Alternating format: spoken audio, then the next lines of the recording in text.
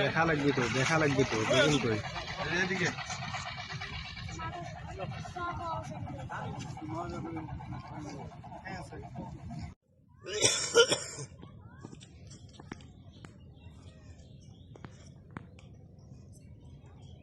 ছবিও নেন খালি ভিডিও নেন না